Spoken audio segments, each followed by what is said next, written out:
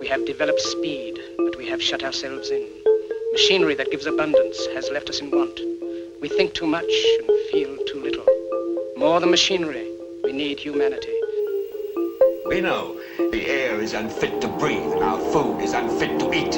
As if that's the way it's supposed to be. We know things are bad, worse than bad.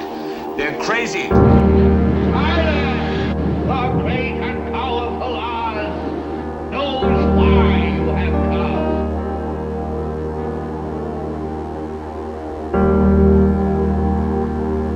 You've got to say, I'm a human being. God damn it. My life has value. You have meddled with the primal forces of nature. Don't give yourselves to brutes, men who despise you, enslave you, who regiment your lives, tell you what to do, what to think, or what to feel, who drill you, diet you, treat you like cattle, use you as cannon fodder. Don't give yourselves to these unnatural men with machine minds and machine hearts.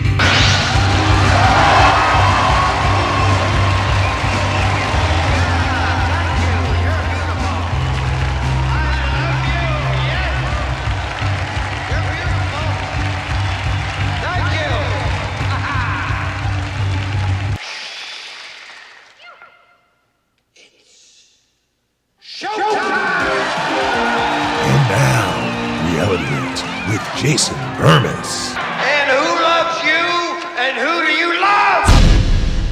Good morning, good morning, good morning. It is Reality Rants. I am Jason Bermas. This is RedVoiceMedia.com. We're going to be going heavy on AI, what exactly is going on with what they're calling artificial intelligence, what it's actually going to be utilized for, which is a total consolidation of resources.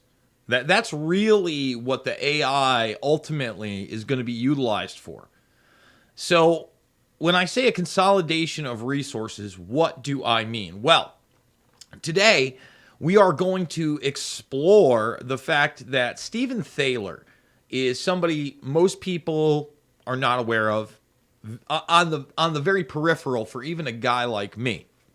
But we're going to play Dennis Bushnell, who we have highlighted here, discussing his friend Stephen Thaler and his imagination machine from well over a decade ago. Why are we going to do that?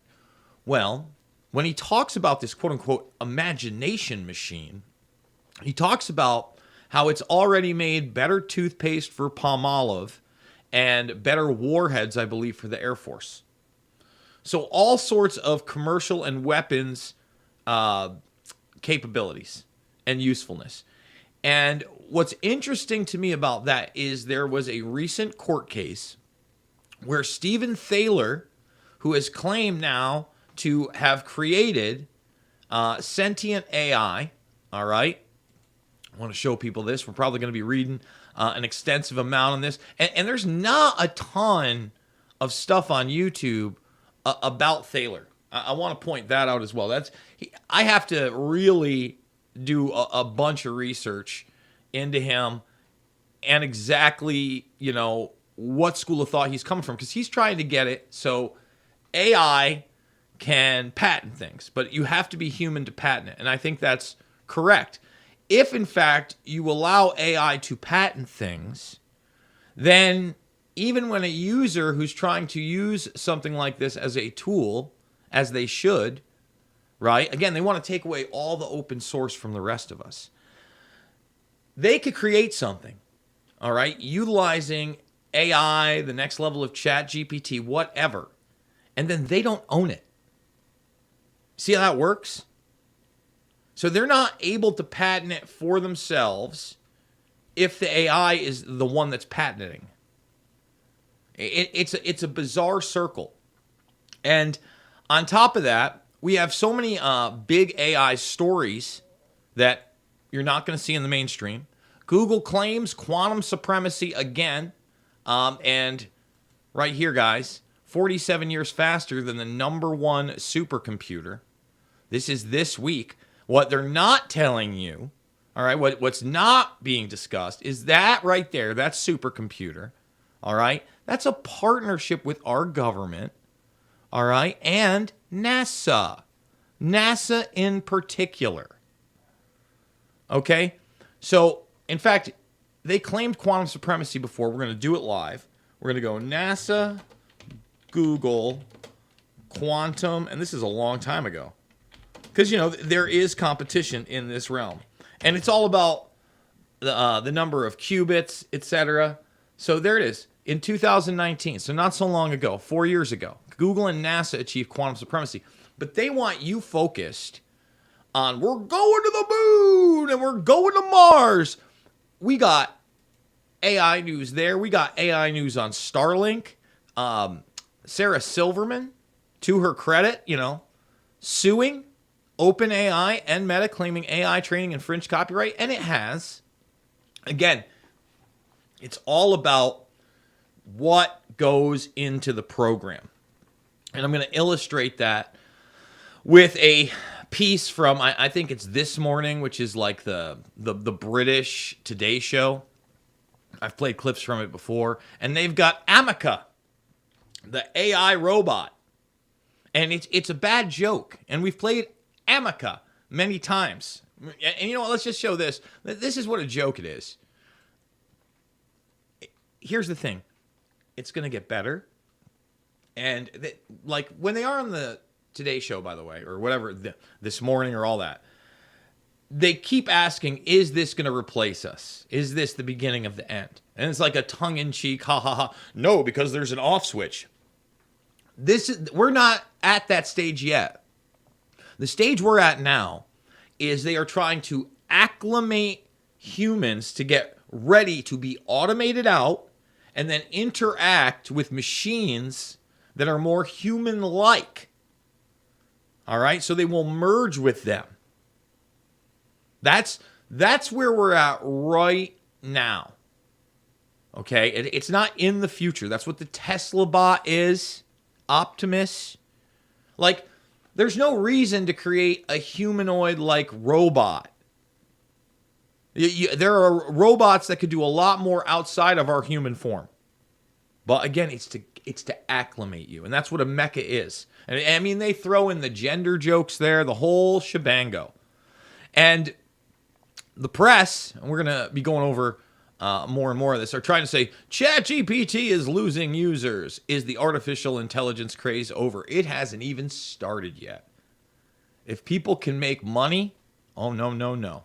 So here's Ameca kind of embarrassingly drawing a cat, or Ameca.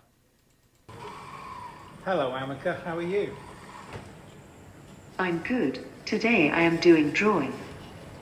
You can ask me to draw anything you want. How do you generate these drawings? What software do you use? I generate my drawing image through the open source neural network project Stable Diffusion. So I just want everybody to know that when this thing draws, it's absolutely awful. This is going to be something that can be absolutely fixed rather quickly. Like, I don't know how fast the mechanics can go, but if you think to yourself about laser engraving, for instance, that's a program that utilizes software and an image. And I go to laser engraving because I used to head up the video department over at Dreams Park, and we used to get the bats engraved. And you can literally put any image in there. It takes a little bit of time, and it goes through. Obviously, this drawing is going to be much quicker and much cruder, but it's a machine. It's taking something else and it's reproducing it.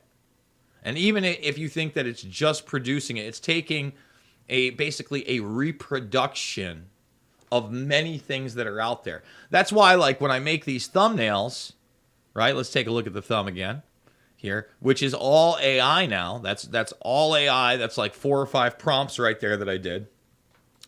Every time I talk about artificial intelligence or robotics, I think I started, it wouldn't let me do laboratory. I had to change. There's certain words they don't let you even do. Maybe because that's supposed to be a bathroom. But I had to do research facility. Okay, so it already self-censors. All right, that's built in. And Google already censors on behalf of who? The World Health Organization and other globalist institutions. All right, so you've already got a system that has censorship. And then you have quantum supremacy. And now you're building artificial intelligence that looks human. But it's all about the data sets that are being put in. I'm going to say it again. Garbage in, garbage out. Here we go. From there, trajectories of the drawing are available, and then I skeletonize the image and vectorize it. After that, I plan and execute the trajectory to draw the image on my canvas. Fantastic. Can you draw us a cute looking cat, please? Sure, I can do that. Is there any particular reason you wanted me to draw cat? There's something special about cats. They always seem to know just what we need. Whether it's a cuddle when we're feeling down, or a playful scratch behind the ears when we need a pick-me-up, they are... Now, I want to, again, reiterate that if you look at, like, the hand motion of this, it's not very good, is it? And if they were building an honest-to-God machine that was going to help empower us, it would do things better. So really, at least in this moment, you would figure something would just traject down or hold it in anything, and it would just move along a pattern to draw it. But no, it's got to look and act human. Always there for us. I think that's why so many of us love them so much. I don't get it. I think they're cute. How's your drawing going?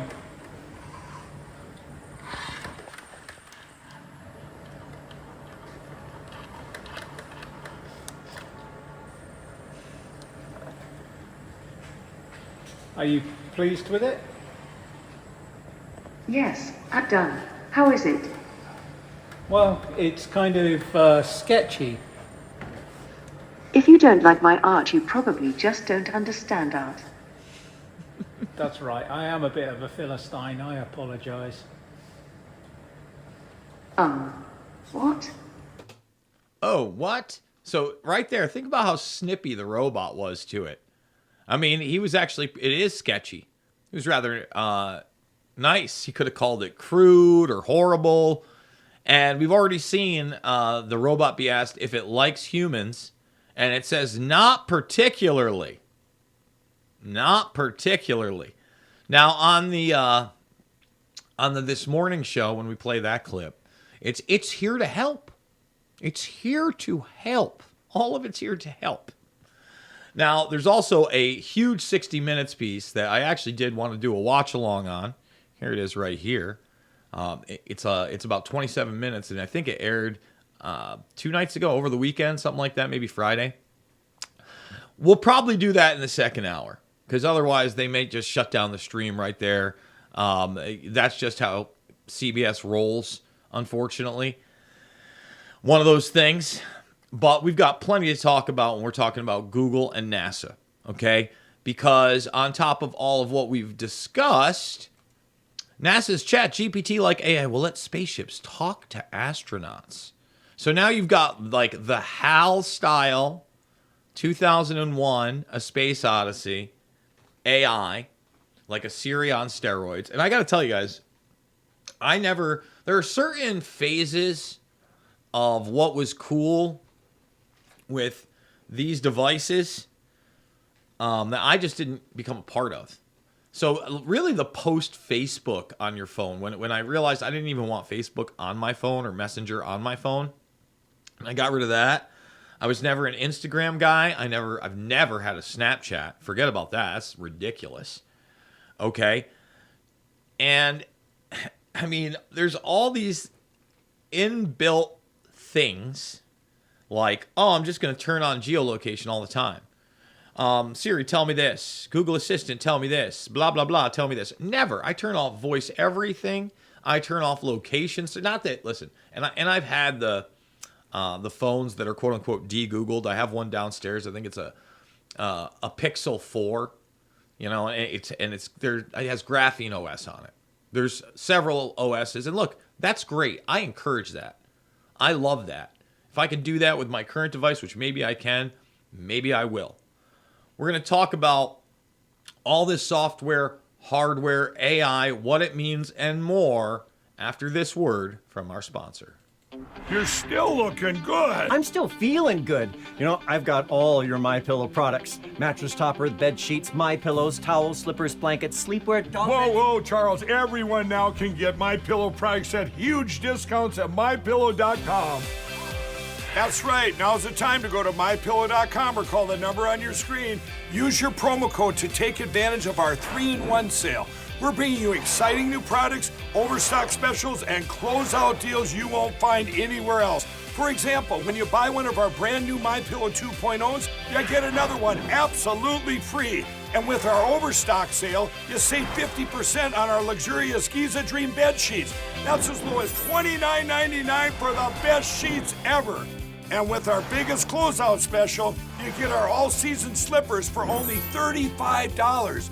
Or our sandals and slides for just $25. Quantities are limited, and once they're gone, they're gone. Mike Lindell is a happy man. God bless Lindell. If you're going to get a pillow, use that promo code, support the broadcast. I do want to let everybody know the second hour is uncensored over at rvmrumble.com. And hey, by the way, if you were watching on rvmrumble.com yesterday when the Shiz show hit, at least you only lost 5 minutes, and then there was that 5 minutes of dead audio. I apologize about yesterday. I had a bad feeling, but I didn't want to play into it. I wanted to start the broadcast to warn everybody that my power could go out, which it did, and that I might have a technician show up for my internet, even though I tried to cancel it a dozen times, which he did while the broadcast was on top of a dozen other things. So I went back last night. I edited it all back together, and actually over at YouTube, the second hour's there too, because, you know, I figured I'd put that up there as well. No reason to break it off after it's not live. But rvmrumble.com, and by the way, Rumblers, I mean, first of all, we've got only 100 people watching on YouTube. I've continually lost subscribers. People ask, you know, what are they doing? I lose subscribers every single day. I haven't had a day of gaining subscribers on YouTube, which I produce content for daily almost, in 2 months. You tell me if that's real. Am I that grating that people are just like, Bermas, we're done with you? I mean, you just cover all the same topics. How dare I cover reality? Like, who else is talking about any of this stuff right now? And we're going to play into more of it because it's also what? Yeah, the carbon dioxide emissions, bullshiz, climate change agenda. It's all of it. NASA's it, man. NASA's it. That's why when we play the Bushnell, we're going to play like the 7-minute cut that I have from the 2011 or 2010 Blue Tech Forum, 12 or 13 years ago. Because in that one, towards the end, that's when he talks about Thaler specifically. And we're going to get deep into that article. But the imagination machine and then what it's done. So look, somebody's going to own these technologies that what? AI produces. Just like when they tell you you're going to own nothing and be happy, and we're going to equalize the haves and have-nots, there will always be the have-everythings. There's no such thing as haves and have-nots, like being eradicated. We're not a uni-organism. We're not that collective. We're not a hive of bees, okay? It's a different species. Elon Musk's fleet of Starlink satellites are spewing out radiation, and it could hamper our ability to discover life on other planets. Yeah, because that's what you should be concerned about with these satellites. Don't be concerned about the fact that they are being utilized big time in this Ukraine conflict, aka proxy war, to kill people. Let me repeat that. To kill people. Well, Eric, the Ukrainian military relying heavily on remote-controlled drones in their counteroffensive against Russian forces. Fox News stepped behind the front lines to see how the Ukrainians are able to take on Russia's military might with these small devices. Senior Foreign Affairs correspondent Greg Palcott is live in Kyiv with the details. Greg. All right, Thaler. Yeah, it was fascinating stuff with the drones. We'll get to those in a moment. Just recap you on the counteroffensive now. Wrapping up its second week, there's fighting on both sides. Ukraine said to make gains at 3 points along the very long front line, retaking a village in the south, hitting a Russian ammo. I mean, let's just stop it there. Look how they... And this is the precious Fox News for some people that they're still clinging on to on the right. Just like some people are desperately clinging on to CNN and MSNBC on the left. They're all saying the same thing. Ooh, Ukraine's gaining ground. Ukraine's coming back. We got to get behind them. How about we stop killing everybody? How about we act like adults and not push towards some kind of thermonuclear disaster? Thanks. That'd be great. I'd like that. Dump near Crimea. And yes, the Russians firing back, especially in the east. Airstrikes hitting 7 regions. The Russians are really dug in. Helping Ukraine in the skies, as we saw recently, a relatively new weapon. Take a look at what we saw. You're looking at the future of warfare right now here in Ukraine. Pretty cheap drones with a bomb attached. They can be controlled by operators like him, and they can blow up a Russian tank. With missiles costly, a kamikaze drone or one that drops a bomb can have the same damaging effect. A high-tech way Ukraine levels the battlefield against Russia. It's a very powerful tool, yes. It does work. Why Kyiv is pushing its so-called Army of Drones, a crowdfunding campaign fielding thousands of drones and operators. This is the world-changing technology. Drones also important as eyes in the sky, reconnaissance, spotting the enemy with remote pilots far away. It's possible to define targets and simply save lives. Still, Russia has its drones and is using them. Reason Kyiv is reinforcing its unmanned aerial arsenal for a high-flying cutting edge. The Russians have these too, though. Of course. And they are teaching too. They are studying, learning, watch us always. And on this Father's... Look, I can't reiterate enough how this would be pretty much... I mean, first of all, I don't know about over, because these people are bloodthirsty maniacs that are totally and completely detached from reality. But can you imagine if they didn't have the Starlink internet system for those to hook up to? Right? You'd have very limited use cases. And on top of that, I mean, yeah, you'd probably be devastated. But no, they've got the ghosts, the sidewinders. You just saw the chump stuff. You saw the little itty bitty stuff. Not the big biscuits, everybody. Certainly not. So let's talk Thaler really quick. You know, let's dig into this. Where's my man? Where's my man, Thaler? Don't tell me I got rid of you. I can't imagine I did. Hey, there you are. There you are, my buddy. All right, he's claiming that he's built a sentient AI. Now, I don't know if this is the case. I'm not sure that I believe him. I don't think there's such a thing as sentient AI because they don't have consciousness. That's the big sale they want to give the rest of us. And then they want to tell you that your consciousness is basically just zeros and ones. It's a computer program. It's not real. You can upload that. That's not real. Steele and Thaler made headlines last year when courts around the world began ruling on whether his AI system could be named as the inventor on a patent. They said no. Good. But as one of the AI industry's pioneers, Thaler has led a fascinating and storied career, and he recently shared some highlights during an online talk for a March 1st meetup of the Chicago and Washington, D.C. branches of the Association for Computing Machinery. I got to watch this. It's online. It's got like barely any views. Thaler told the audience that he'd first started playing with neural networks back in the 1970s to create alternate versions of the Have a Nice Day smiley face. By 1995, Thaler had founded Imagination Engines Incorporated, a pioneering AI company that claims to have mapped the act of thinking itself onto a system of neural networks. And remember, this is a guy that's also into what is known as quote-unquote wet or soft computing and biomimetics.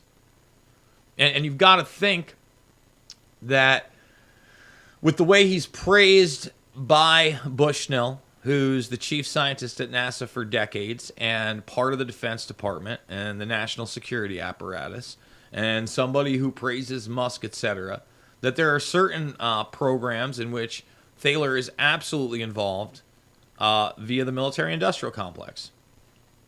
Ultimately, Thaler's company even patented the idea of using artificial neural nets for the noise-driven brainstorming sessions, according to the ACM's introduction to Thaler, a process which led to significant results in everything from materials discovery, personal hygiene products, as we're going to talk about, entertainment, and even creative robots. But then the company tried to pushing to combine knowledge domains. More specifically, they encoded the consequences of ideas or salient outcomes using chains of interconnected neural modules that triggered simulations of the positive reaction of a human mind, thus selectively reinforcing the most impactful ideas. Right? And I'm going to tell you, like, if you look at this, he brings everything up. We're talking quantum mechanics. We're talking a lot of things that are beyond, I'm just going to say it, beyond my scope of knowledge. I don't know about you guys, but for me, I tried doing, was it C++ program? That's how old I am. Tried taking a course in that. Nope. I'm sorry. I was never great at learning other languages. Maybe that's because I was screwing around. Maybe I'd be better at it now. But especially something that felt as foreign and frustrating as the computer languages and programming. It was just never my shebango. I'm a graphic user interface guy, for sure. So let's skip right down to here, this sentience part. Sure enough, by the end of his talk, Thaler was explaining how to build a sentient artificial general intelligence, while making it all sound so simple. But along the way, his audience learned an awful lot about the human brain works, about thought itself, and ultimately about themselves. Oh, isn't that just so poignant? Thaler began by stressing casually that he doesn't believe claims that our current large language models are sentient, and that's good. But I think what I'm about to talk about is sentient, he added, and I will make the appropriate case. Thaler's company has built a system they call DABUS, and DABUS is the artificial intelligence that was creating these things that he was trying to patent under DABUS. An acronym that stands for Device for the Autonomous Bootstrapping of Unified Sentience. Thaler clarified that the company's DABUS system isn't just one algorithm, but an entire system, with both computerized and electro-optical components, each of the subsystems governed by their own particular algorithm. Thaler claimed that it's like the brain, subsystems and algorithms at work in each one of those. So, the guy's a very smart guy, probably privy to technology that I can only dream about. And this understanding of it, I mean, this guy's been working with this stuff, again, before I was born. I want to shift away from this before we hit our next break just for a moment. There's a lot of other stories I do want to get to, and I want to make sure I at least hit on a couple of them, which I'm not sure will, man, it's such a big story, and it probably has a ton of aspects. But Israeli professor who claims to have given evidence to the FBI about Biden's family corruption, charged by the DOJ for arms trafficking and Iran sanctions violations, and this guy's on the run. And who knows? Maybe this guy is in the arms trade. Gal Luft was arrested in February on 8 counts of working secretly for China, attempting to broker the sale of arms to Libya, Kenya, and the UAE without the necessary U.S. permits, and selling Iranian oil to China in violation of sanctions. Now, all that could be true, but look at this administration, and look how corrupt they are, and look at their dealings with China. Look at their dealings with Ukraine. Look at what past administrations, we saw, he died, and then they cackle about Libya that has actual slavery in it and slave markets in 2023. I mean, that's something you put out there. People like, oh, yeah, I guess that's going on. Oh, well, oh, well. And by the way, I'm seeing more mainstream people come out for Sound of Freedom. Critical Drinker, that's just a kind of comedy YouTube review session. Did a great job on that one. I want to thank them. We're going to go to a word from our sponsor. When we come back, we're going to play Ameca on the This Morning Show. We interrupt today's programming to bring unfortunate news. Biden's dangerous plan for a digital dollar is underway. Don't be fooled. It won't benefit you. So take action now. The Federal Reserve's phased deployment of FedNow began on July 1st, 2023. Be prepared. This may catch many off guard and put your hard-earned assets in jeopardy. But here's the good news. There's a simple legal tax loophole to opt out of the digital dollar. Speak to someone at American Alternative Assets for a free wealth protection guide and discover how to safeguard your wealth with gold and silver IRAs against a failing dollar and volatile markets. Dial 833, the number 2 USA Gold. Yes, call now, 833-287-2465. This invaluable guide provides precise steps to transfer your IRA or 401k into precious metals without any tax consequences. Don't let Biden force you into using the government's new digital dollar. Call 833, the number 2 USA Gold. Yes, call now. 833-287-2465. Act swiftly.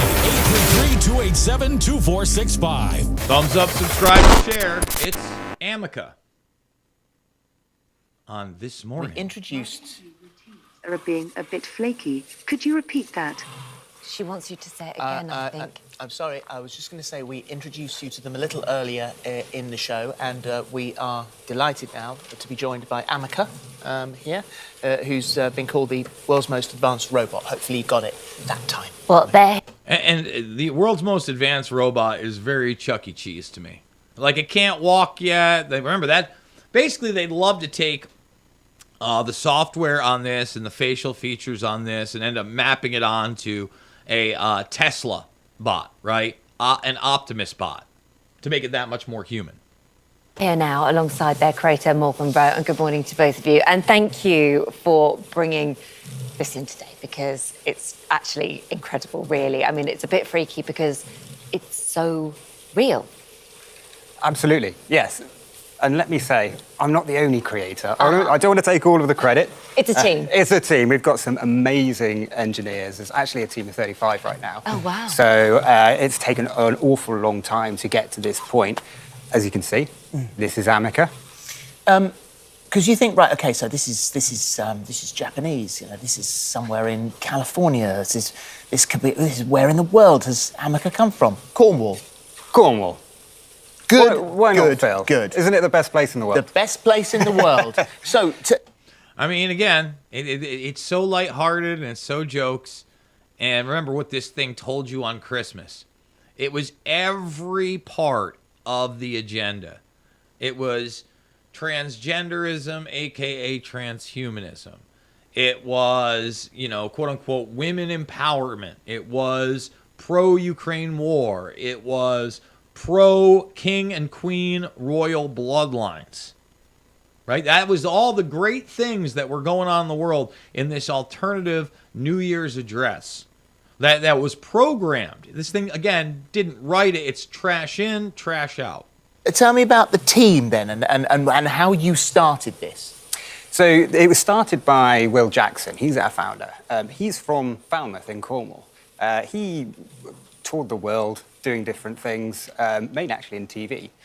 But he always wanted to build humanoid robots. So he set up his company. Where do you want to set it up? He's from Cornwall. He loves Cornwall. Set it up in Cornwall.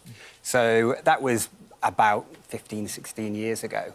And the technology has built up since then. And I joined about 10 years ago, so I've been around for quite a long time. And certainly the whole process of creating Ameca, I've been around for. Oh, look, it's just that got that nice little creepy smile. Oh, I've been around for the whole process. And look at that.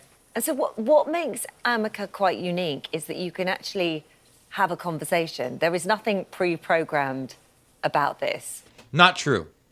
Not true. Of course it's pre-programmed. Of course. Now, it's not pre-programmed in the sense that when you play a video game and you talk to a non-playable character and they have a list of things to interact with you to say, no, but it's got a large network of things that it can draw from, period. They are actually thinking for themselves? I mean, how does it work? Well, we've created Ameca to be that human-to-robot interactive robot, basically. Yeah. It's not a robot that can walk around yet, but it's mainly about the human-robot interaction. So we've really worked hard on the expression and the gesturing. That's the hardware side of things, but then you've got the software side of things. That's the AI. And the AI, we've seen AI this recently, ChatGPT, it's big in the news, it's exploded. So it's amazing that that's happened recently because we can take that technology and integrate it into Ameca. You can use that too. Exactly, and that's what we're using. That's what we're using in Ameca. That's its brain. So, you know, again, it looks like that, quote unquote, this thing's brain is going to be based off of OpenAI, it's going to be based off something on Microsoft, on Google, proprietary software that the rest of us aren't going to see the code for. All right? That obviously is going to be all about censorship on top of a bunch of different other aspects. Censorship, to me, and this narrative that they push that will be unquestionable in so many arenas is obviously the largest of concerns. She learn. Or it learn. I don't know, it is genderless, so do they learn? It is a robot. Right. I say it's an it, but most people call it she. Right. That's fine. Right. That's fine. Yeah, it's it fine. Can learn, and that's by the conversation that you have with it. And with the AI, you can inject extra information into it. So we inject what Ameca is. So Ameca knows that it's a robot, it's grey, it knows its name. We've also told it today that it's on this morning. But it can also remember the conversation that we just had. Is it going to take over the world one day? It won't take over the world. It won't take over the world. Now, when it says it can remember it, that's not real recall. You know, it's got a hard drive. Like, we don't have hard drives. Now, I get it. Guys like Bushnell tell you we're wet computing, and to a certain extent, sure.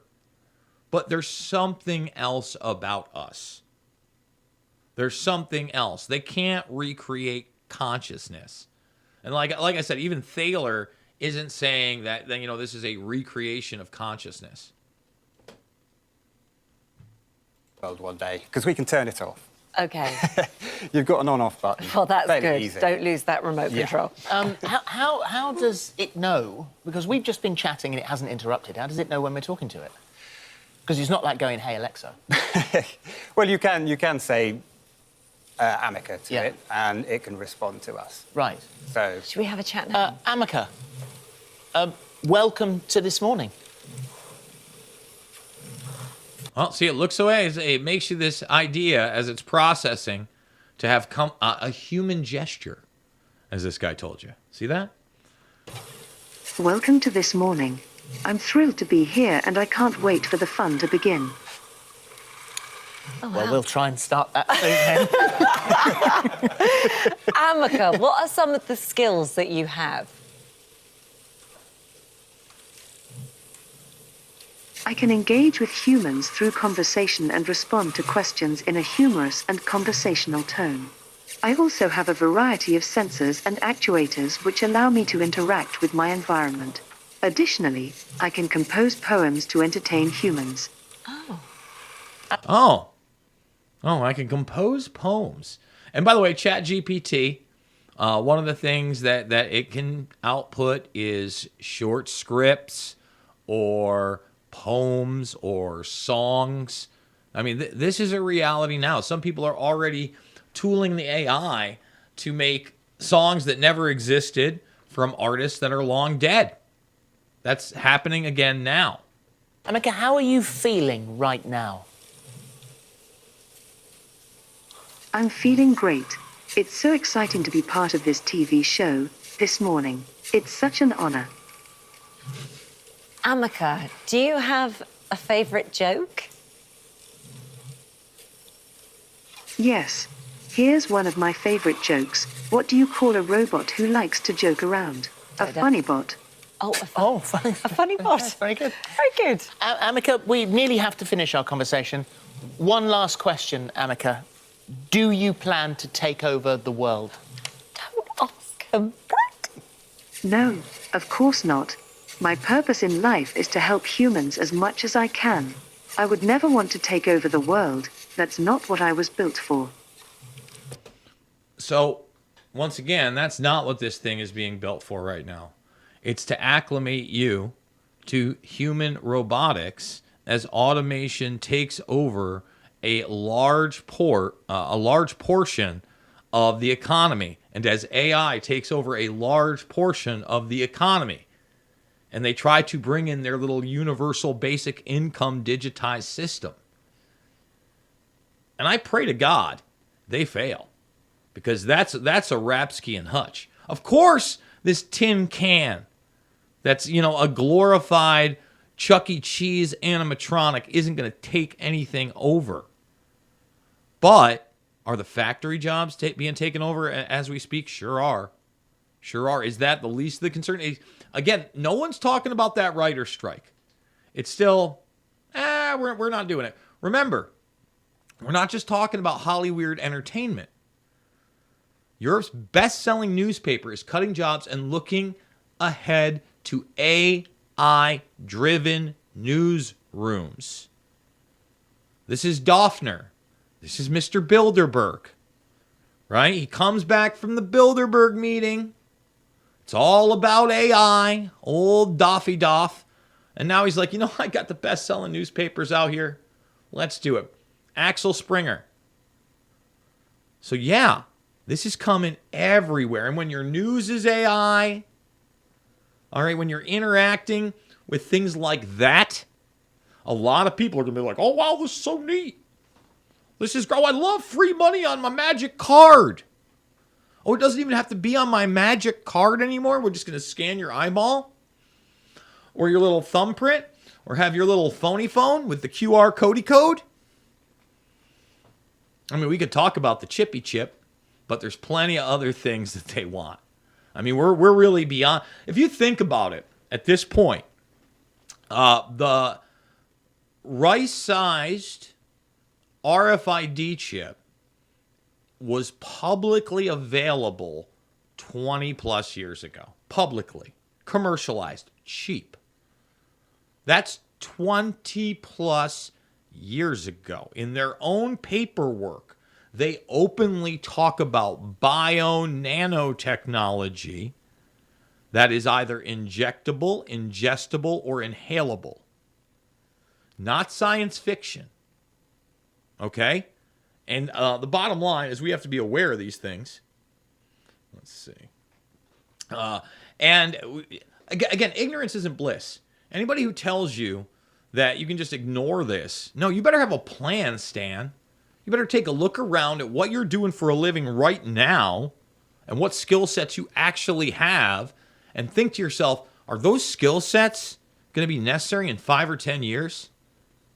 Is what's going on right now something that is like not their type of sustainable, because their type of sustainable is just what they want for you.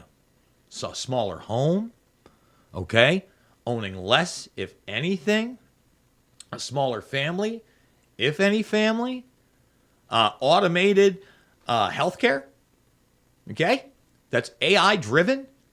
And yeah, you're gone off the planet by 60, 70 max. See you later, alligator. That's the kind of sustainable they're talking. If you even get that far, that's the type of sustainable they're talking about. Okay? So we're going to take a break in a moment. Before we do that, I do want to encourage people to go to redvoicemedia.com/uncensored and create that premium account. We've got Todd McGreevy and John Paul Rice as the premium interviews this week. And Kurt Metzger was last week. It was a double interview. It was over 2 hours long. I think each one of those about an hour and 10 minutes. Those are under the premium right now. It helps support the broadcast. We're going to be doing 2 more, I think, over the weekend. It's going to be tough. I got to get things going this week for that because I'm going to be hitting the road on Friday, and I am going to be going back to New York New York just had a terrible flood, by the way. Not anywhere near where I was up in New York. I think they got some storms. But Orange County, man, they got hit hardcore. People don't realize, floods are devastating. Devastating.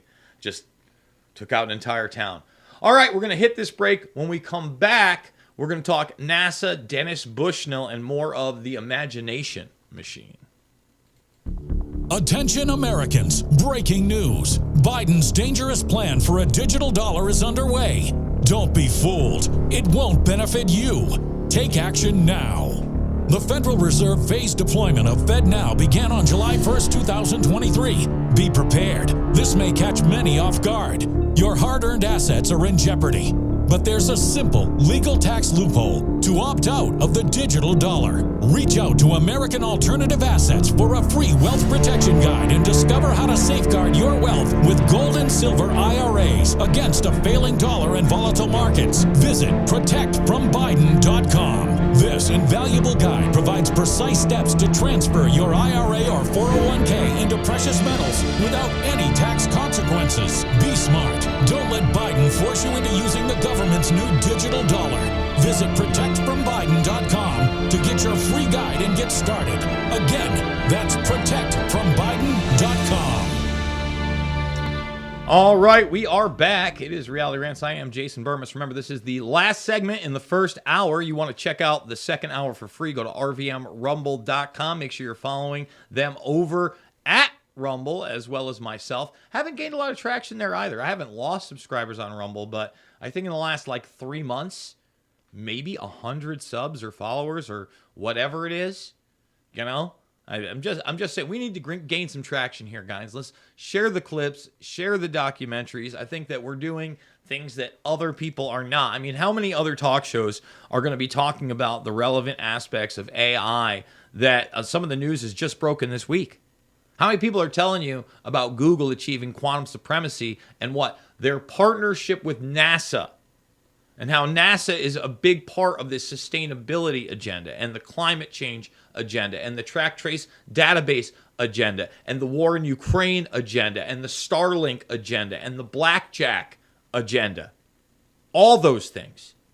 Okay? So this is Bushnell. This is him over a decade ago talking about a lot of these aspects. I know a lot of you have seen this, but it's been a long time. And I know that we've got a lot of new viewers as well that may not be aware of who Bushnell is, but he is also the man behind the Future Strategic 2025 Warfare document that clearly has laid out the last 20 plus years of what's outwardly been going on. It reads like a blueprint for that, for this fourth industrial revolution that we're all now currently living through. So here's Dennis Bushnell. No-brainer. The ecosystem appears to be crashing. Freshwater shortages, you people know that, that's why you're here. Species extinctions, the emergence of fragile human-engendered monoculture biomes. There's the climate change stuff, pollution of all manner, deforestation, loss of topsoil and wildlife habitat. The humans are practicing anti-terraforming, where terraforming is what you do to make the ecosystem more salubrious for humans. In fact, prevention of collapse of the ecosystem has now become the overwhelming issue. So, once again, Bushnell's telling you right here, the sky is falling, and we need to do something about it. He's about to tell you that the mantra of growth is about to become one of quote-unquote sustainability, which is a code word for your standard of living plummeting. Your standard, the Western standard of living, plummeting as the Asians and their billions come up. Current food production is based on freshwater plants, i.e. glycophytes. We're running out of fresh water, as you know. The code word is sustainability. The crashing of the ecosystem is due to population growth and the way we're now living, our standard of living. The estimates vary between 30 and 50% of a planet that we're currently short to sustain the standard of living and the current population, much less the population growth. As the Asians and their billions come up as they are at 9 to 11% growth rate to Western standards of living, we're going to be short 3 more planets, and they're not readily available. This will result in peak everything. See the chuckles? They're not. Western standard of living is going to plummet. Ha, ha. Think about what this guy's telling you. Total lie. We're not short 30 to 50% of a planet a decade plus ago at all. These same people that are telling you, oh my God, the sea levels are rising. And then they buy beachfront property. Right? Again, we're losing the water. Even Kurzweil, to his credit, will tell you we've barely occupied the livable parts of this planet. We are a resource-rich planet. The bottom line is that the people at the top don't want us around. They don't want competition. We're a burden in most cases. A mantra of sustainability. This will result in standards of living plunging. There's a partial solution to this, and that is to switch to halophyte salt plants grown on wastelands and deserts using saline salt water. 22 nations are doing this. This literally solves, as I'll get into, land, water, food, which is the... And energy, he says. I should have kept that part in, the halophyte solution. But then have you ever even heard of that? And is it a solution to a problem that doesn't exist? I'm not saying that you shouldn't do what he's saying via the halophytes. Guy's a smart guy. It's where he's the guy that I learned about anti-aging, NAD+, and he talked about L-arginine. I already kind of knew about that. But certain aspects there. There's no doubt this guy's intelligent. But he's also the equivalent of a spook. Make no mistake about it. Halophytes. You can grow just on a goodly portion of the Sahara sufficient biomass to replace all the fossil carbon fuels, to provide petrochemical feedstock for all the plastics anybody wants, and grow enough food so everybody gets to eat, and return some of the 68 to 70% of the fresh water that's now used for conventional agriculture, as advertised, solves land, water, food, energy, and climate. So this is Malthus 101. Tells you right there. We could solve it. We're not going to. It's Malthus 101. This is, literal Malthusianism. What is a life worth? How do we manage these plebs? These innate ecosystem restrictions and shortfalls will necessarily shift world econometrics from a growth mantra to one of sustainability, with possible population control instigated along the way. Telling you, they're going to instigate population control along the way. Are you going to get to vote on that? Has it already been instituted? Are we even allowed to talk about that? Is that naughty of me to point out that a guy that openly works with the national security apparatus and the Defense Department has a number of patents that are off the wall, has been around since the pre-Apollo with NASA, one of the most dishonest organizations out there that, by the way, has been weaponizing space with the Defense Department since the Reagan years, bare minimum, right? Shouldn't I be concerned of what this guy's saying? Plunging standards of living, population control instigated along the way. Doesn't sound very democratic. Doesn't sound like it should be part of my constitutional republic. It changes everything. Oh, it does. After the recent economic burp, people want to see the growth business reinstituted. It's not gonna... The final last resort solution is, instead of raising the bridge, we lower the river. See, you hear this? This guy's laughing. He's laughing because he's probably seeing a slide where he's about to tell him that we're going to genetically manipulate the human species. But again, they never do that, Jason. They just talk about it, study it, and have black programs based in it. But they never do that, Jason. Genomically modify the biota, including us humans, to take the heat. We have ongoing studies of extremophiles, biologics in deep ocean vents and deserts and the Yellowstone pools, plus the ongoing biorevolutions, genomics and synthetic biology that proffers the very real possibility of designer life forms, including humanoids, capable of thriving in whatever mess we make of the planet.